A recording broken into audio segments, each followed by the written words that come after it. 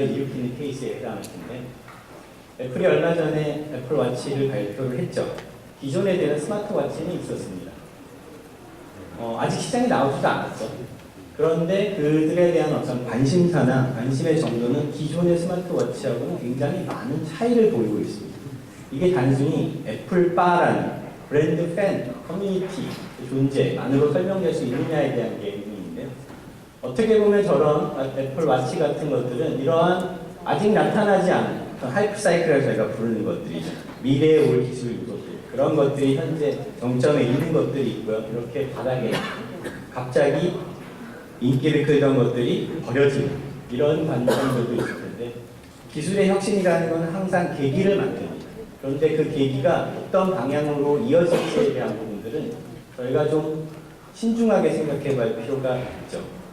기술의 변화에 대한 부분들을 기술 그 자체에 대한 것으로만 저희가 중점을 생각을 하게 된다면, 소셜미디어 시대에 저희가 많이 관찰했던 현상들이죠. 기업들이 그 변화에 실질적인 의미에는 대응을 못하고 만들어진 다양한 채널을 관리하는데 급급한데도 불구하고 어떤 계속 나타나는 위기의 징후들에 대처하는 능력은 점점 더 떨어지는 현상, 이러한 모순에 빠져버리게 됩니다.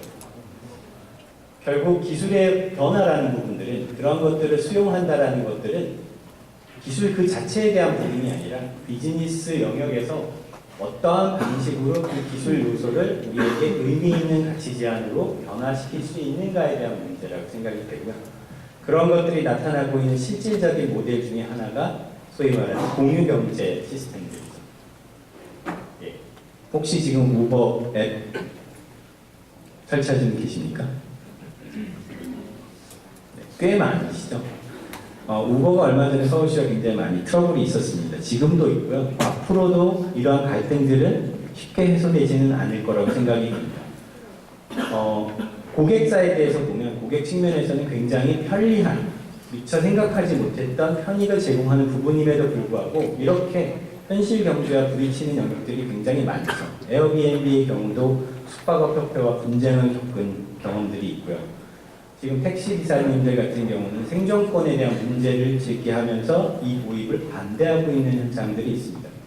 기술의 변화는 이미 모든 게 준비되어 있다고 할 수 있겠지만, 그것들을 받아들이는 사회 시스템들에 여전히 논란이 진행되고 있다고 봐야 되겠죠. 저 부분에 있어서의 핵심 부분은 더 이상 소비자들이 그러한 제도적 측면의 뒤쪽에 이렇게 숨어 있는 게 아니라, 그러한 변화의 가능성들, 미래에 바꿀 수 있는 어떤 것들, 이런 것에 대해서 적극적으로 참여를 하고 동반자적인 관점에서 요구를 한다라는 거죠. 많은 경우에 크라우드 펀딩 같은 경우를 통해서 새로운 어떤 플랫폼이나 서비스 또는 공연 예술에 투자 경험이 있으신 분들도 계실 겁니다. 그런 부분들의 최종적인 모델, 최종적인 모습의 키워드들은 뉴 노멀이라고 저희가 부르는 새로운 표준, 즉 저희가 처해 있는 이런 상황들을 읽어내는 기기나 어떤 새로 발견된 경험 시간들, 이런 부분들을 의미하는 모든 데이터들이 흘러들어 모여서 가리키고 있는 방향은 결국 컨텍스트가 더 중요하다라는, 컨텐트 중심의 사고가 아니라 컨텐트를 매개로 해서 저희가 만들어지고 있는 맥락을 읽어내는 데에 초점을 맞춰야 한다라는 것이고요. 그러한 것들이 결국은 더 이상 디지털이라는 수식어가 필요가 없는, 모두가 그러한 부분에 당연한, 스크린 속의 물체를 보면 이렇게 쓱, 화장실에서도 물건이 나타나면 쓱, 예. 디지털 경험 자체를 타고날 때부터 몸에 익히고 태어난 세대가 중요해지는, 그래서 정보와 사람이 거의 하나로 뭉쳐지고 있는 현상들, 이러한 것들이 저희가 생각해 봐야 될 문제들이라고 생각이 되고요.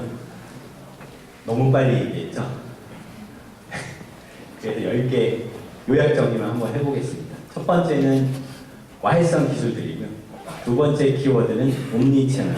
저희가 다변화된 채널들에 대한 태도와 입장에 대한 문제들, 그 안에 태워질 컨텐츠들을 어떻게 조율할 것인지, 그리고 그것과 결합해 나가는 광고들은 어떻게 미래의 모습을 보일 건지, 그러한 것들이 결국 경제생활, 그 다음에 마케팅, 홍보, 이런 모든 영역에 있어서의 트랜잭션들은 어떻게 변화를 줄지, 그 중심이 되는 커스터머의 행동들은 어떤 모습일지, 그리고 그러한 것들이 기업의 의사결정 체계에는 어떻게 변화를 주어야 하는지, 그 다음에 그러한 것들이 사회 전체적인 변화에 나타나고 있는 양상들에 대해서 우리는 어떻게 생각과 입장을 정리해야 될지, 그런 것들이 하나의 힘으로서 작동하는 이 디지털 트랜스포메이션에 대해서 우리는 어떠한 준비를 해야 할지, 그리고 마지막으로 이러한 것이 내년도에는 저희의 실생활 속에 많이 나타나게 된 뉴노멀의 세대들과 어떻게 소통하고 커뮤니케이션을 해야 할지, 오늘 이 자리에서 개별 세션을 통해서 하나하나 확인해 나가는 계기가 되셨으면 하고 바랍니다. 그래서 결국 인문학적인 통찰력과 과학적인 방법론으로 무장한 여러분들이 2015년도에 새로운 디지털 전략의 리더가 되시길 기대하겠습니다. 감사합니다.